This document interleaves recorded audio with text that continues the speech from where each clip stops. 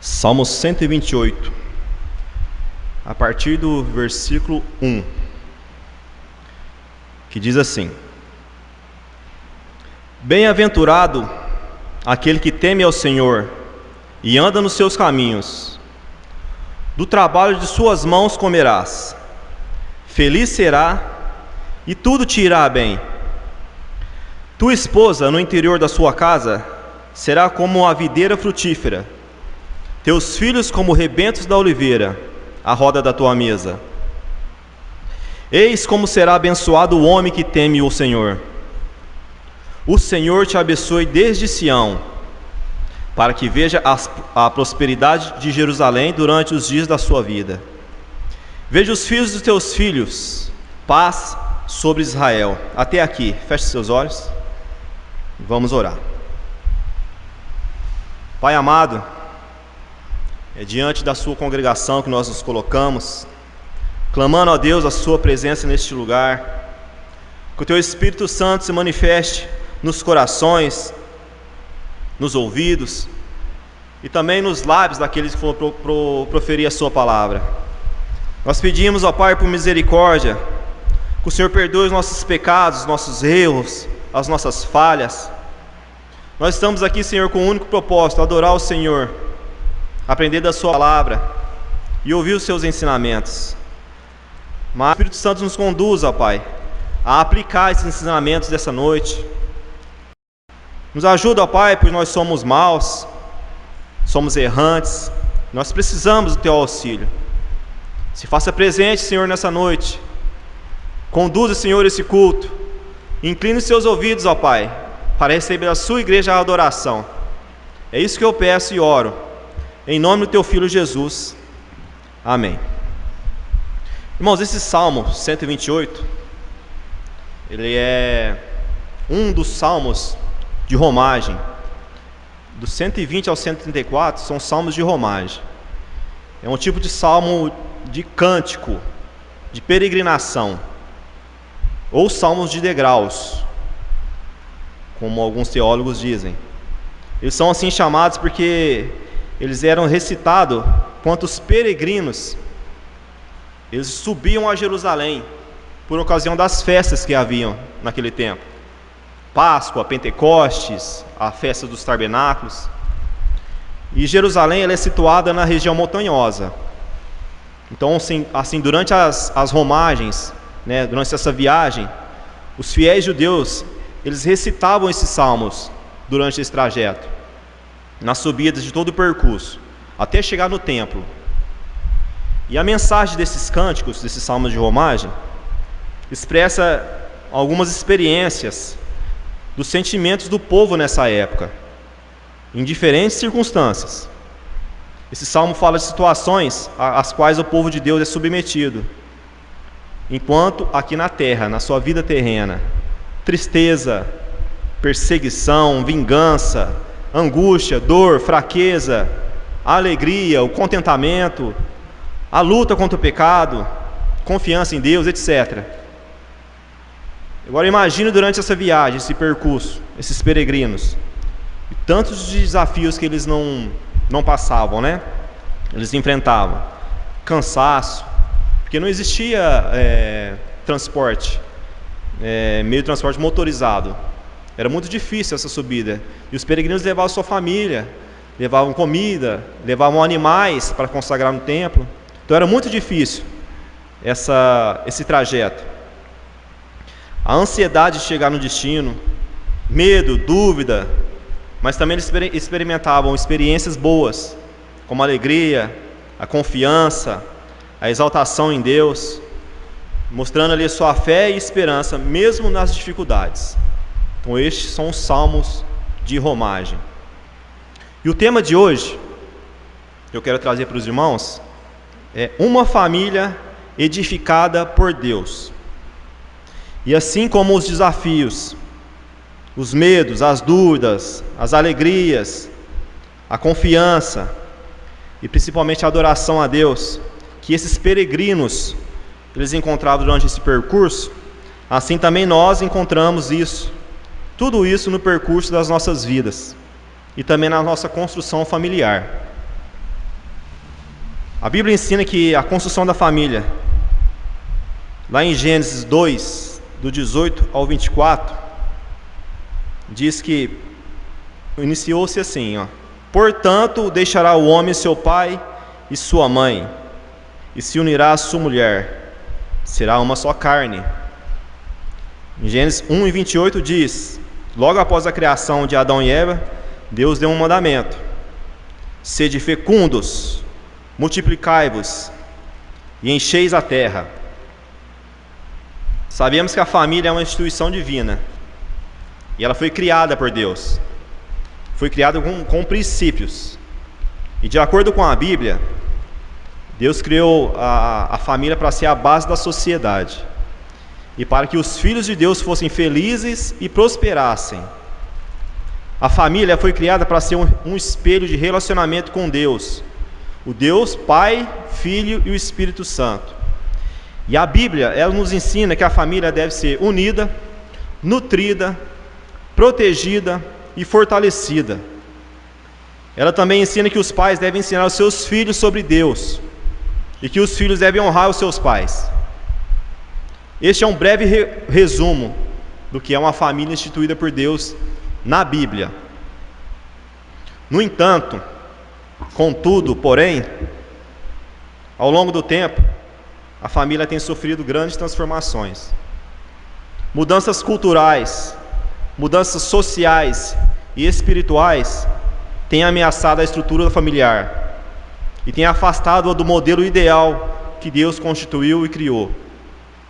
O pecado, a busca pela autossuficiência, a satisfação pessoal, com isso o homem tem descumprido os princípios bíblicos. E as famílias ao longo dos tempos têm se transformado segundo o modelo deste mundo. Então Deus instituiu uma família, Deus planejou uma família e deu algumas ordens, o modelo ideal que Deus quis para que a família fosse. Mas o pecado, ele tem transformado o modelo ideal de Deus para essas famílias. Então houve mudanças, e mudanças significativas, na estrutura familiar do povo. Não só os ímpios, mas também no povo de Deus. E alguns principais indicadores dessa transformação, dessa desconstrução do modelo bíblico da família, que fez com que houve separações das famílias. Vou dar alguns exemplos. Aumento no número de divórcios. Estima-se que em 2022, o Brasil registrou mais de 420 mil divórcios, só no Brasil. E a relação de casamento em divórcio tem se estreitado. No Brasil foram registrados a cada 2 casamentos, um divórcio. Imagine só, 50% dos divórcios no Brasil foram desfeitos judicialmente. Isso são números documentados, fora as uniões estáveis, que são juntamentos de famílias que não são documentados, não foram casados no cartório. O número total de separação no país é o maior da história, de todos os tempos, em 2024, quando iniciou a contagem pelo IBGE. Também tivemos a redução do tamanho das famílias. Houve uma diminuição do número médio de filhos por mulher, indicando famílias menores. Também o planejamento familiar, a utilização de métodos contraceptivos e a decisão de ter menos filhos ou nenhum são fatores que contribuem para a redução de filhos na família. A entrada da mulher no mercado de trabalho também contribuiu. As mulheres estão cada vez mais atrás de realização profissional, o que faz com que a maternidade e o casamento não sejam mais prioridade. O custo de vida, o alto custo de vida também é um fator que contribui para a redução da taxa de natalidade. As famílias não querem ter filhos, não querem ter mais filhos por conta das despesas, porque é caro manter um filho. E também tem as famílias formadas por casais que priorizam apenas o trabalho, a carreira profissional. E essas famílias optam por não terem filhos. Também um dado importante: abandono de incapaz. Especialistas da ONU alertam que mais de 80 milhões de crianças hoje vivem nas ruas. Só no Brasil, estima-se mais de 227 mil crianças. Em 2023, dos 2,5 milhões de nascimentos no Brasil, 172 mil crianças nasceram sem o nome do pai na certidão de nascimento. Em 2022, mais de 164 mil crianças foram abandonadas pelo pai ainda no útero materno. Também um grande aumento dos domicílios chefiados por mães solteiras no Brasil. De acordo com o IBGE, cerca de 41% das famílias brasileiras são chefiadas por mulheres. Esse dado refere-se ao número de lares em que a mulher ela é a responsável principal, ou que inclui tanto mães solteiras como mulheres em relacionamento, mas que é a mulher que assume a liderança financeira e familiar. Também outro dado: diversificação dos arranjos familiares. Família homoafetiva, formada por casais do mesmo sexo. No Brasil, em 2023, foi registrado 13 mil casamentos entre pessoas do mesmo sexo, um aumento de 23% em relação a 2022. Esse é o retrato das famílias na geração atual. Essa diversificação, essa desconstrução, é este modelo, são esses números alarmantes em que vivenciamos os dias de hoje. Mas, e Deus? O que Deus nos deixou de ensinamento? O que a Bíblia diz a respeito dessas coisas? Por isso que o tema de hoje é a família edificada no Senhor. O Salmo 28:1 diz: bem-aventurado aquele que teme ao Senhor e anda nos seus caminhos. E como seria esse temor ao Senhor? E que caminho que é esse? Quando o líder do lar, seja o pai, a mãe ou ambos, eles vivem em obediência a Deus, essa atitude de obediência reflete diretamente na dinâmica e nos valores da família. O temor a Deus garante direção e construção familiar. Vamos aos exemplos práticos de temor a Deus na família. Priorizar a palavra de Deus. Oração em família. Um exemplo: a família deve se reunir para orar, seja nas refeições, durante o dia, antes de dormir. O pai ou a mãe lideram um momento, orando, pedindo proteção, agradecendo pelo dia, intercedendo pelos familiares. As crianças, mesmo pequenas, elas devem participar, aprendendo a orar pelos familiares, pelas roupas, pelos brinquedos, pela casa, pelos amiguinhos da escola, etc. Aprendendo que desde cedo que Deus é prioridade da vida familiar. Isso ensina os filhos a terem dependência de Deus. E essa família, ela anda em propósito e fé. Lá em Provérbios 22:6 diz: ensina a criança no caminho em que deve andar, e ainda quando for velho, não se desviará dele. Ensine a criança no caminho. Ande no caminho com seu filho. Ande no caminho no qual a criança deve andar. É dessa forma, pais, que nós devemos fazer. Nós devemos instruir as crianças segundo a palavra de Deus, dando um bom exemplo. através das nossas vidas e sempre as conduzindo às boas práticas, dando um bom testemunho. As nossas atitudes, ela reafirma o que a gente ensina. O apóstolo Paulo, quando instruiu os primeiros cristãos, fez o mesmo, colocando-se como exemplo a ser seguido, como diz em 1 Coríntios 11, versículo 1: torne-se meus imitadores como eu sou de Cristo. Irmãos, ande no caminho. Não é o caminho é esse e a criança vai. É andar, é conduzir. É você fazer da forma que tem que ser feito, e a criança vai se espelhar. De nada adianta nós ensinarmos, falarmos os valores da palavra de Deus, se nós mesmos não andamos segundo o que pregamos. A gente tem que entender que, apesar de pequenas, as crianças, por menores que sejam, elas percebem o que é certo e o que é errado. Elas notam a hipocrisia, a falsidade, assim também como notam a verdade e a sinceridade. E elas vão imitar o que percebem.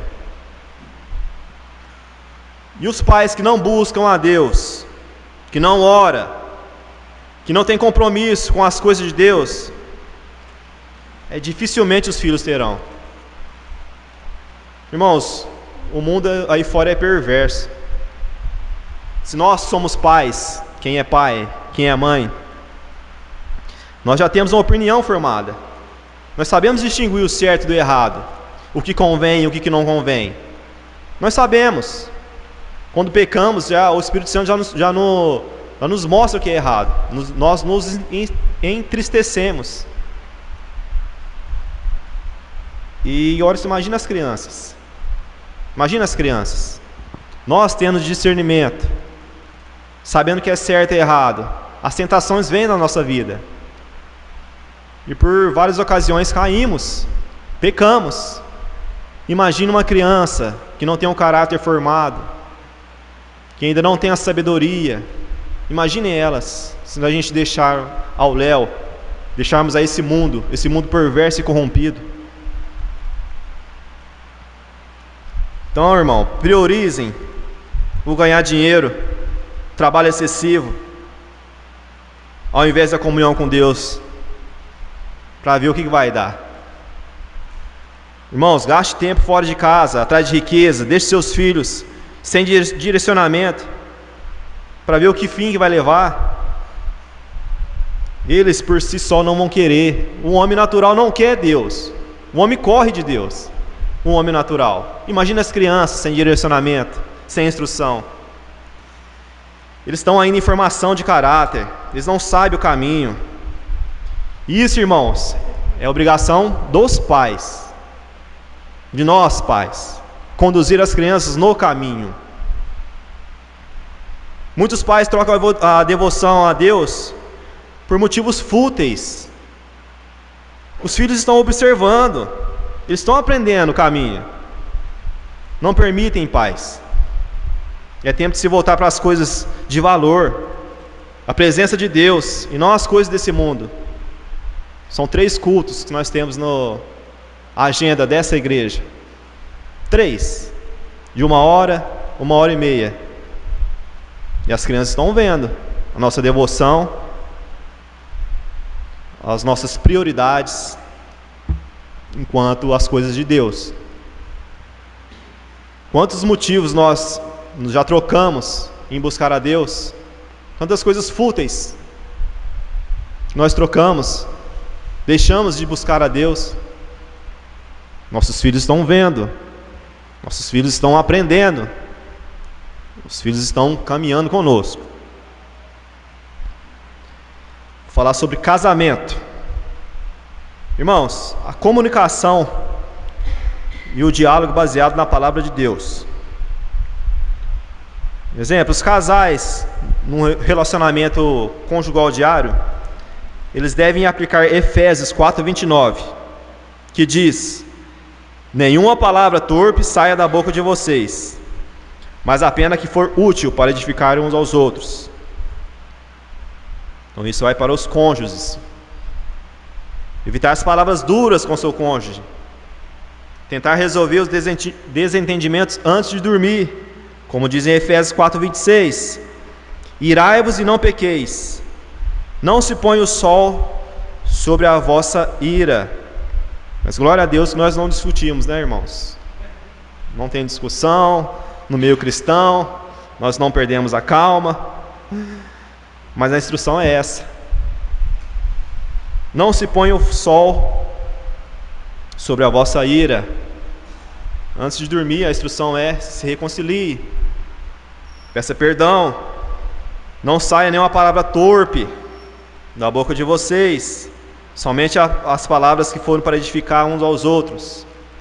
Isso se abrange para a igreja, para os irmãos, quanto mais para o nosso cônjuge, as pessoas em que nós vivemos diariamente.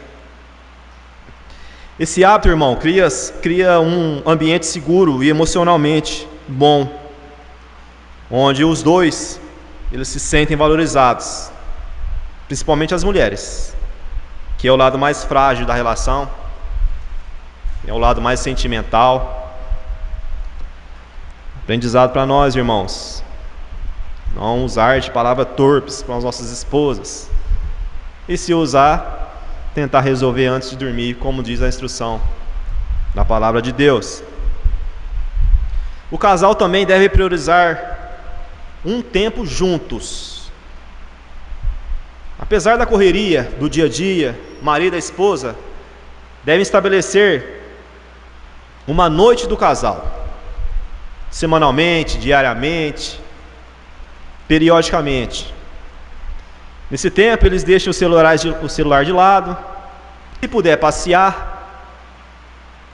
para comer uma pizza, chupar um sorvete, para jantar, ou simplesmente conversar em casa, longe dos filhos. Uma conversa, mas não é para falar das contas, não é para falar que tem que consertar o chuveiro, manutenção da casa, o filho fez a arte. Tudo isso é importante sim falar, faz parte da comunicação. Mas esse momento para o casal, esse tempo junto, para falar de outras coisas, dos sonhos, sei lá, metas, planos, do amor, o que está faltando de repente, a instrução para o marido, para a mulher. Deve haver esse momento para o casal, né? Devemos ter um temperamento de encontrar este momento na correria do dia a dia. É fácil, irmãos? Não é fácil. Nós temos a nossa rotina de trabalho, filhos e tantas outras coisas, mas o casamento é estipulado por Deus. Nós temos que preservar o casamento. Então, separe um tempo, o dia do casal. Não há regra específica, vocês podem criar, vocês sabem os gostos de cada um. Tentem criar esse hábito do casal, de conversar apenas coisas do casal, do relacionamento. E ao encerrar, depois desse dia que é estabelecido, oram juntos. Peça a Deus sabedoria, peça a Deus proteção para o casamento. Isso fortalece a intimidade emocional e principalmente espiritual do casal, mostrando que a relação conjugal é uma prioridade para os dois, e isso agrada a Deus em obediência.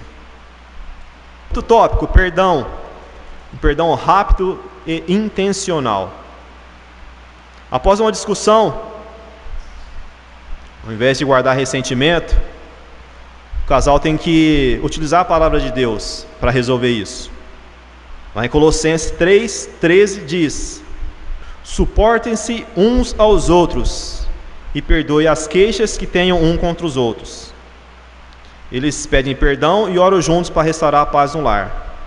Mais uma vez, nós não discutimos, os cristãos. Não tem discussão, né, irmãos? Não existe discussão. Mas olha o que diz a palavra do Senhor: suportem-se uns aos outros, peçam perdão. Quem que mais perdoa? Qual que é a existência maior que perdoa a mais que Deus? Deus deixou essa instrução, esse ensinamento. Deus é perdão. E nós, principalmente com os nossos cônjuges, Nós devemos praticar o perdão também. Como diz lá em Filipenses 4:6: e a paz de Deus, que excede todo entendimento, guardará os seus corações e as suas mentes em Cristo Jesus. Olha que lindo isso.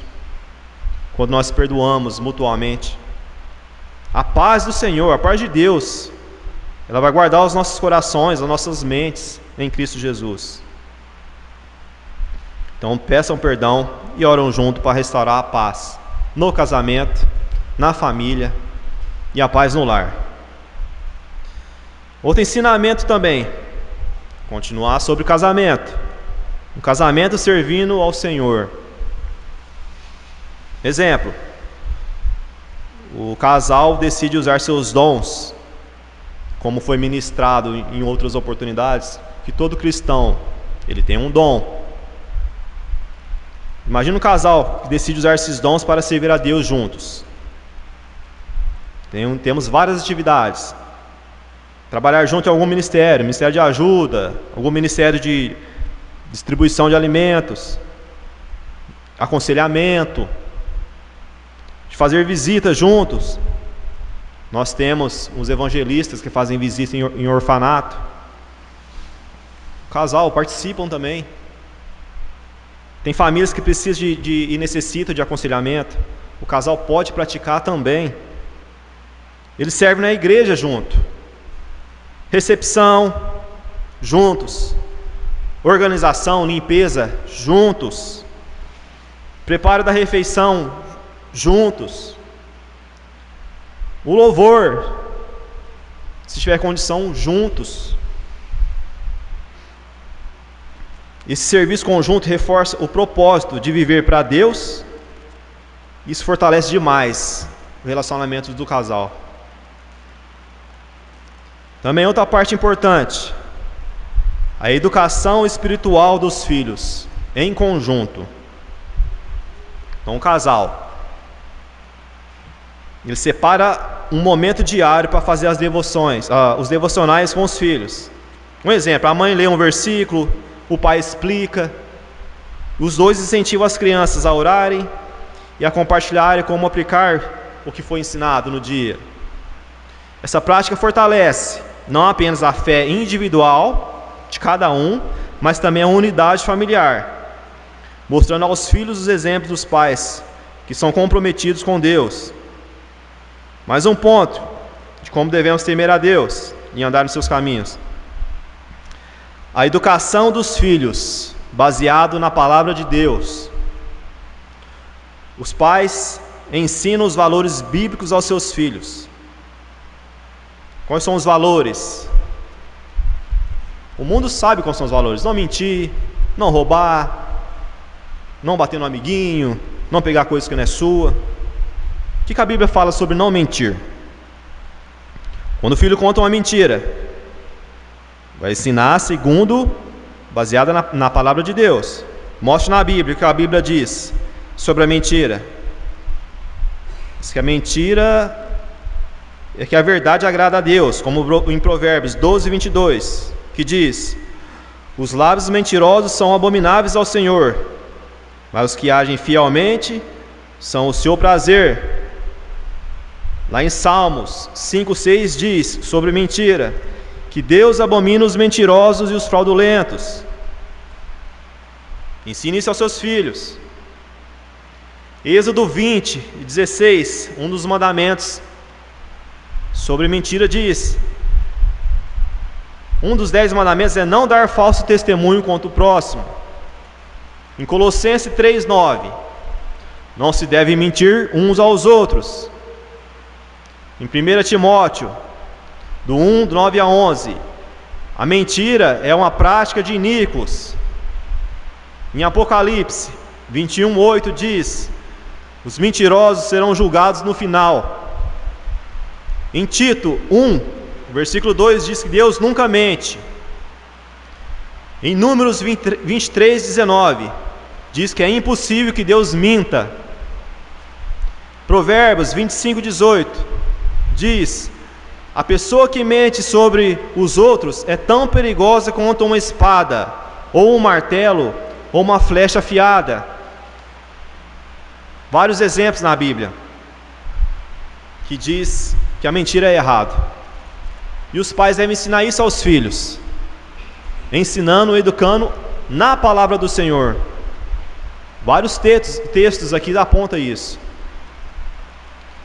E quando um filho é desobediente, ele pode mostrar na Bíblia que a Bíblia ensina. Lá em Efésios 6:1, que diz: filhos, obedeçam aos seus pais no Senhor, pois isso é justo. Então, os filhos crescendo, entendendo a diferença entre o certo e o errado, com base na palavra de Deus, isso agrada ao Senhor. Isso molda o caráter da criança. Isso é só no versículo 1, tá, gente? Vamos para o versículo 2 agora. Versículo 2, Salmo 128, 2. Do trabalho das tuas mãos comerás, feliz será e tudo te irá bem. Um dos resultados da queda foi que Adão teria que trabalhar, e trabalhar arduamente, para que tivesse alimento em sua mesa. Como diz em Gênesis 3:19: no suor do teu rosto comerás o teu pão, até que a tornes a terra. Mas aqui, no versículo 2, o salmista está referenciando a felicidade de ter sustento nas suas próprias mãos. Do trabalho das suas mãos comerás, e feliz será, e tudo te irá bem. Um exemplo bíblico, lá em Gênesis 2:15, fala que Deus colocou Adão no jardim do Éden para cultivar e guardar. Ou seja, antes da queda do homem, o trabalho era uma parte do plano de Deus. O trabalho não era um castigo, mas era uma responsabilidade, e uma responsabilidade nobre que Deus destinou ao homem. O trabalho após o pecado e as dificuldades da vida. Em Gênesis 3, 17 e 19, nos mostra que, após o pecado de Adão e Eva, o trabalho passou a ser marcado por dificuldades, como o suor do rosto e a luta contra espinhos e abrolhos.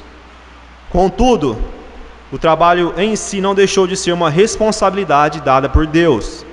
Agora ele seria mais desafiador.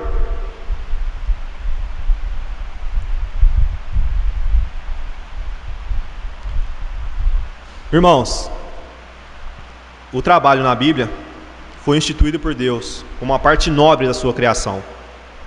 O homem ia cultivar, o homem ia lavrar, o homem ia plantar, o homem ia comer do trabalho das suas mãos. Isso é nobre. Mas após o pecado, a Bíblia relata que teve dificuldades. Mas seria com suor excessivo, teriam espinhos, abrolhos. Mas o trabalho é um meio de glorificar a Deus, como diz lá em 1 Coríntios 10, 31. Paulo diz: portanto, quer comais, quer bebais, quer façais qualquer outra coisa, fazei tudo para a glória de Deus. Isso também inclui o trabalho.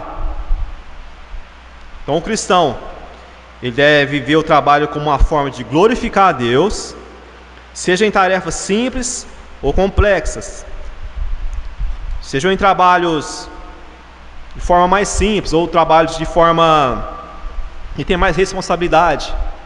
Tanto um como o outro tem que ser feito com dedicação, integridade, honestidade, e ele deve refletir o caráter de Deus.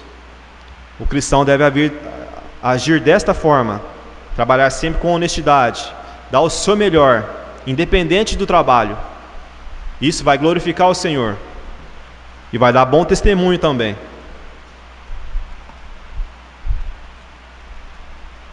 Mas e o perigo da busca excessiva por bens materiais? Jesus nos alertou lá em Mateus 6, 19 a 21, dizendo: não ajunteis tesouros na terra, mas ajuntai tesouros no céu. Ele também afirmou em Mateus 6, 24: que ninguém pode servir a dois senhores.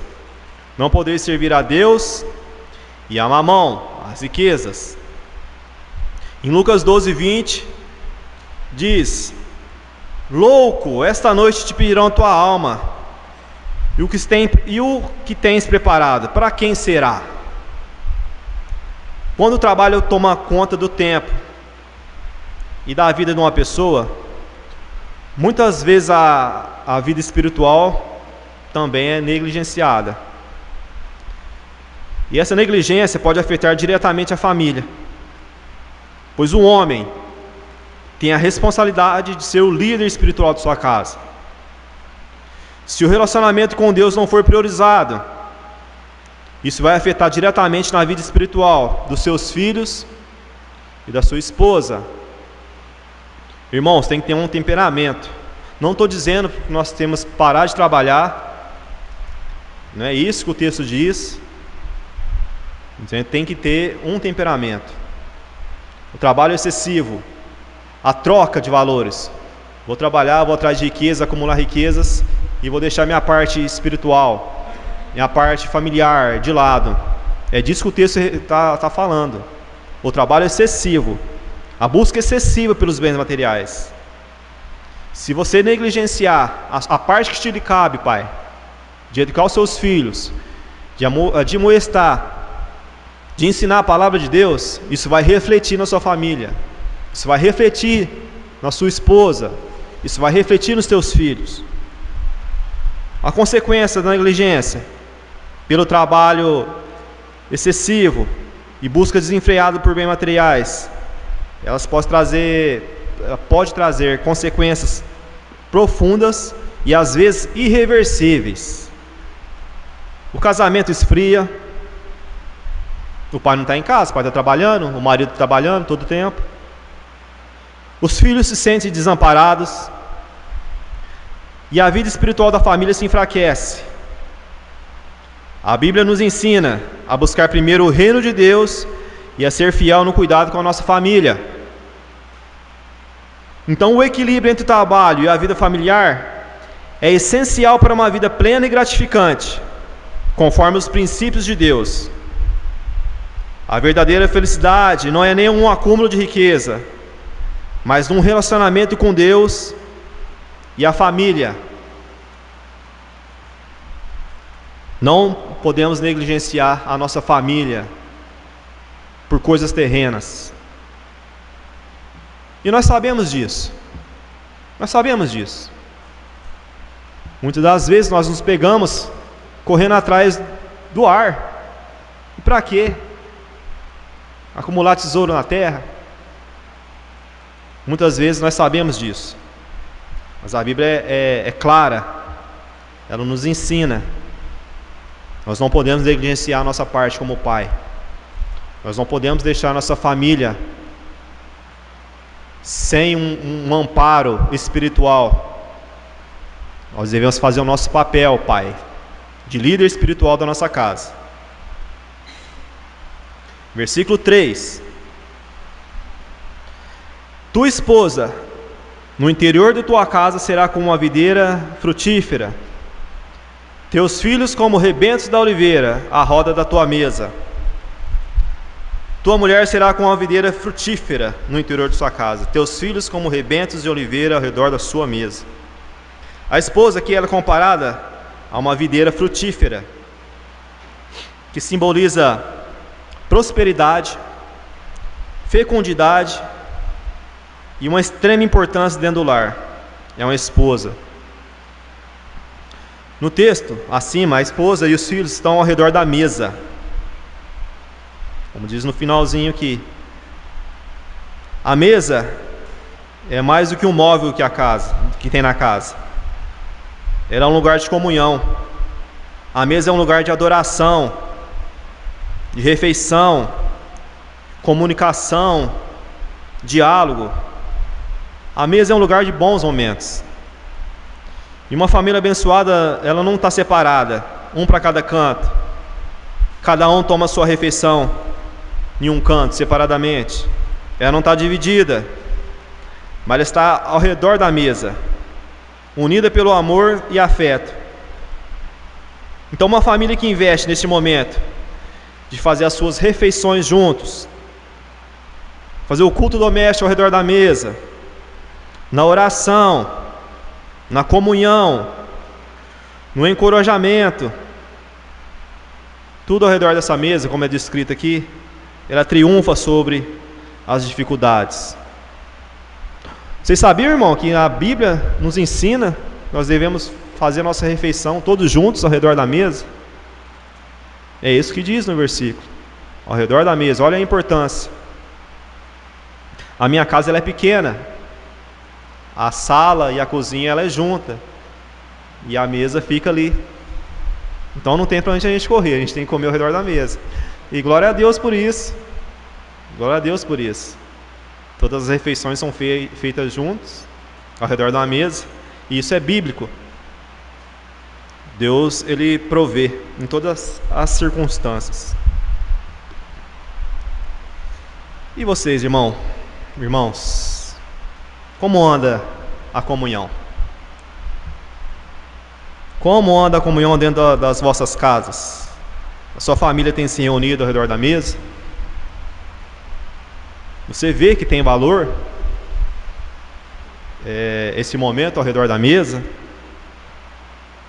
Faz algum sentido para os irmãos uma refeição todos juntos em volta da mesa? E também o verso descreve os filhos como rebentos de oliveira. Os filhos aqui são comparados às oliveiras, que simbolizam vitalidade, crescimento e frutos duradouros. A imagem da oliveira ao redor da mesa mostra a importância da convivência familiar e do vínculo entre os membros da casa. Como foi lido no início, as famílias não querem ter filhos, por vários motivos. A mulher quer trabalhar, acha que tem despesa, o pai abandona o filho com a esposa grávida, os pais abandonam os filhos, 80 mil crianças abandonadas. E que a Bíblia nos ensina que os filhos são como rebentos de oliveira ao redor da mesa. A Bíblia ensina que é bênção, filhos. É bênção. Os filhos são comparados à oliveira, vitalidade, frutos duradouros. A imagem da oliveira mostra a importância da convivência familiar e o vínculo que nós temos com os membros da casa. Olha essa comparação, como está a estrutura familiar nos dias de hoje. A Bíblia fala: sede fecundos, multiplicai-vos e enchei a terra.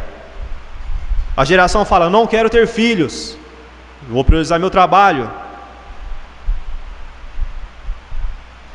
E o versículo sugere uma harmonia profunda entre os membros da família.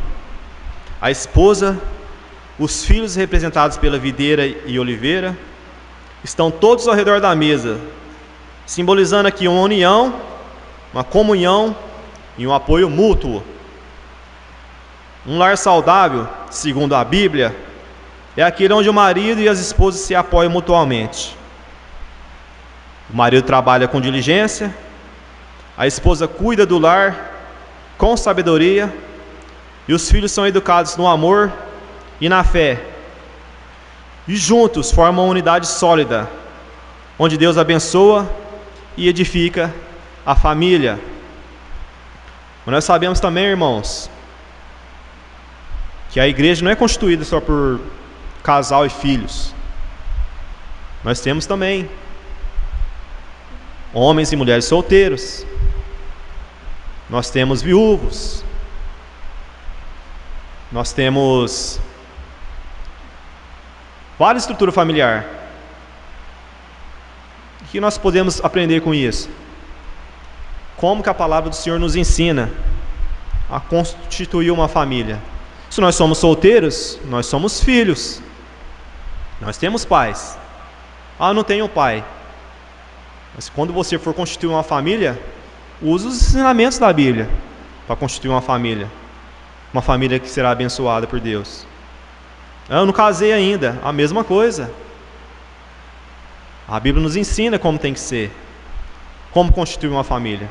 Então nós podemos usar esses ensinamentos para a construção familiar duradoura e abençoada. Versículo 4. Eis como será abençoado o homem que teme ao Senhor, trazendo uma conexão familiar.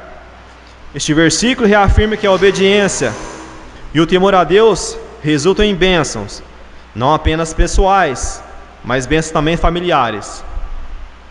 Uma família que busca a Deus estabelece um legado de fé e valor espiritual para sua casa.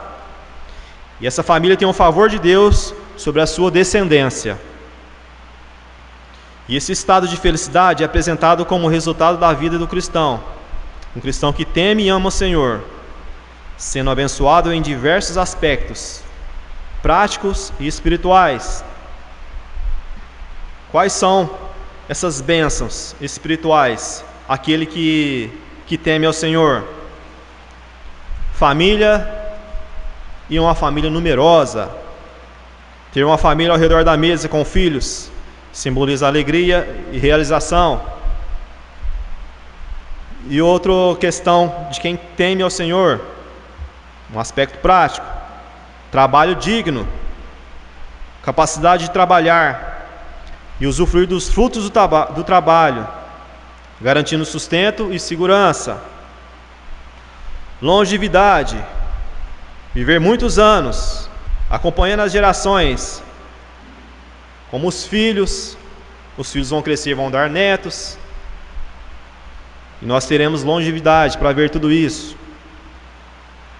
E uma prosperidade comunitária, ver a prosperidade do povo de Deus, e ver a prosperidade também da igreja.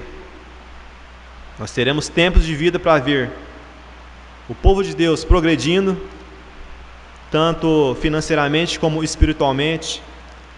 Também temos tempos de vida para ver a igreja se desenvolvendo, dando frutos, os salvos sendo acolhidos, reunidos também na comunidade.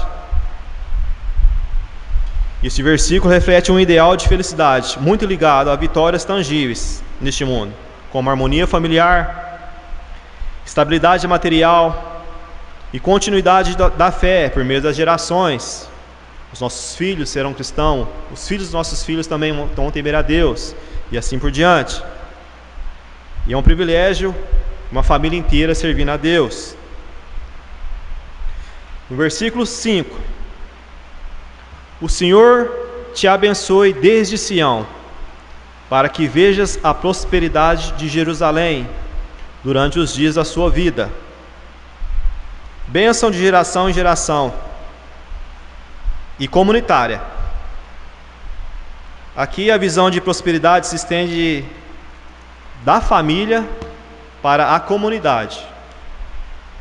Então, um lar piedoso, um lar que teme a Deus, que segue esses princípios e não apenas colhe vitória individual, mas também contribui para a saúde espiritual e moral da sociedade ao seu redor, seus vizinhos, sua rua, seu bairro, a cidade, a nação. E no verso 6: veja os filhos dos teus filhos, paz sobre Israel. E estão lá dizendo que os herdeiros da fé. Este salmo conclui destacando a paz e a longevidade da continuidade geracional. Ver os filhos dos filhos é um sinal de favor divino e da perpetuação de um legado espiritual. Além disso, a paz sobre Israel reflete o impacto que as famílias piedosas têm sobre a nação como um todo. O Salmo 128, ele oferece um retrato de uma família que é abençoada por Deus, onde há temor a Deus, há temor no trabalho, a unidade, o amor e prosperidade familiar. E para aplicar esse salmo, é necessário que uma família viva conforme os princípios de Deus, investindo em culto a Deus, respeito mútuo, laços de amor, temor e colocar principalmente a família como prioridade, para que as bênçãos de Deus se estendam não só nessa geração atual, mas também na geração futura. Este temor a Deus é o que nos guia no melhor caminho, trazendo o favor e a segurança divina sobre o nosso lar. O lar deve ser reflexo mais claro do quanto o nosso temor a Deus é verdadeiro. Somente quando a nossa casa é o lugar onde o temor a Deus é visível e é vivido, nós podemos então ter uma igreja que teme a Deus. E por consequência, uma sociedade que também o teme. Tudo isso, irmãos, começa dentro do nosso lar, pois o impacto de uma família se estende para além das paredes da casa. Isso vai influenciar positivamente a comunidade ao nosso redor. Então a igreja, ela começa dentro de casa. Todos têm seu papel. O pai tem seu papel como provedor, a mãe tem seu papel como auxiliadora, os filhos também têm seu papel. Essa unidade estrutural familiar, ela foi estipulada pelo nosso Senhor, por Deus. Ele deixou escrito na sua palavra. Nós devemos de uma forma agir assim, para então, após a nossa família ser estruturada, nós temos uma sociedade estruturada, temos uma igreja bíblica e verdadeira. Nós não podemos ser apenas cristãos dentro da igreja, somente no dia do culto. Nós devemos ser principalmente em casa, com nossa família, com nossos filhos, para assim podermos refletir a glória de Deus na nossa vida individual. E hoje, quero fazer um compromisso diante de Deus, para que as nossas casas sejam verdadeiros templos de fé, onde a presença dEle seja real e visível, que o temor ao Senhor seja o alicerce que sustenta nossas famílias, e que nossas ações, palavras e decisões reflitam essa reverência. E se você, igreja, deseja que o temor a Deus seja mais evidente em sua casa, que sua vitória se estenda não só para você, mas também para a sua geração e também para o futuro, eu quero te convidar a colocar essas verdades em prática. Este salmo é muito rico, tem muito a nos ensinar. Isso foi apenas um modelo de como uma família abençoada deve agir segundo a palavra de Deus. Sabemos que somos perfeitos, sabemos que pecamos durante a nossa caminhada, mas a palavra está aqui, o ensino está aqui, ainda há tempo. Ainda há tempo nós sermos fiéis ao nosso papel, ao nosso legado, ao nosso chamado. Você como pai, você como esposa, você como filho, tem um ensinamento da palavra de Deus, que você possa agir conforme que foi ensinado, conforme que for ministrado. Como eu disse, não é fácil, mas o Espírito Santo é Ele quem conduz, e Ele dá dons a cada um de nós. Então por isso peça ao Espírito Santo, para que Ele possa te ajudar nessa caminhada, para nós termos no nosso lar, de fato, adorando a Deus, e ter uma igreja de fato, que adore ao Senhor em espírito e em verdade, e que nós possamos marcar essa geração como verdadeiros adoradores, que ouvem a voz do Senhor e principalmente praticam o que foi ensinado. Então por isso feche seus olhos. Vamos orar. Que você possa pedir a Deus para que Ele te dê o caminho, que Ele te conduza a essas verdades, que o Espírito Santo possa conduzir a vida de cada um. Se você estiver falhando em algum ponto, peça perdão e volte a Deus.